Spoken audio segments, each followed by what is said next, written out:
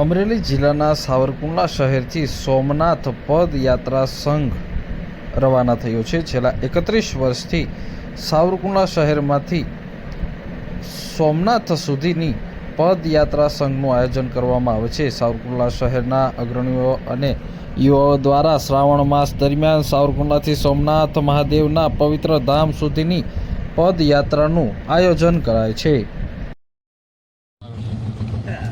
મારું નામ છે અનિલભાઈ બારોટ, લોક સાહિત્યકાર સાવરકુંડલા। અમારે શૈલેષભાઈ જોશી અને તેમના એમ કહેવાય છે કે મિત્ર સર્કલથી માંડીને સગા સંબંધી 100 થી 150 માણસ દર વર્ષે આજે 31 વર્ષથી પગયાત્રાથી સોમનાથ સુધી હાલીને જાય છે। રસ્તાની અંદર દાતારો, સુવીરો, ભક્તો બધા મળે છે। પોતપોતાને એમ કહેવાય છે કે આંગણે લઈ જઈ આ યાત્રાળુને ચા, પાણી, શરબતથી માંડીને નાસ્તાને સુવાની વ્યવસ્થા પણ આપે છે। અને એમાં મોટામાં મોટો કોઈ ફાળો હોય તો અમારે શૈલેષભાઈ જોશીનો ભોળાનાથ એમની હર મનોકામના પૂરી કરે। આજે 31 વર્ષથી આ અમારો સંઘ જાય છે અને હું તો પ્રથમવાર જાઉં છું। જય ભોળાનાથ, જય સોમનાથ। નામ નિલેશ ચૌહાણ, શૈલેષભાઈ જોશી।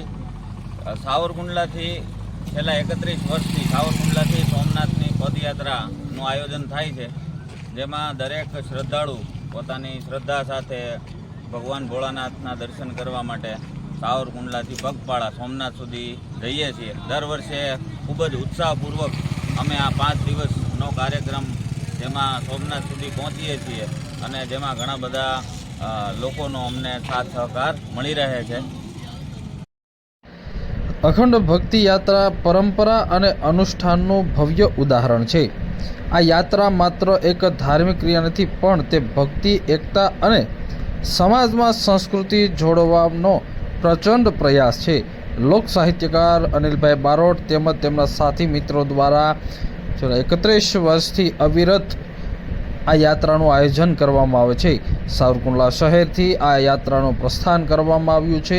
70 થી 80 પદયાત્રીઓ આ યાત્રામાં જોડાયા છે। આ યાત્રાની શરૂઆત સાવરકુંડલાથી થાય છે અને ભક્તિમય અને શિસ્તબદ્ધ માહોલ સાથે 3જી તારીખના રોજ આ પદયાત્રા સોમનાથ મંદિર ખાતે પહોંચશે અને ત્યાં સોમનાથ મહાદેવના પાવન દર્શન કરીને ધ્વજારોહણ કરી વિધિવત ભવ્ય રીતે પૂજા અર્ચના કરશે।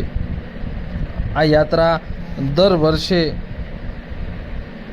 યોજાય છે, જેમાં મોટી સંખ્યામાં લોકો સોમનાથ દાદાના દર્શન કરવા માટે સાવરકુંડલા શહેરથી ચાલીને સોમનાથ મહાદેવ મંદિર ખાતે પહોંચે છે અને મહાદેવજીની પૂજા અર્ચના કરે છે।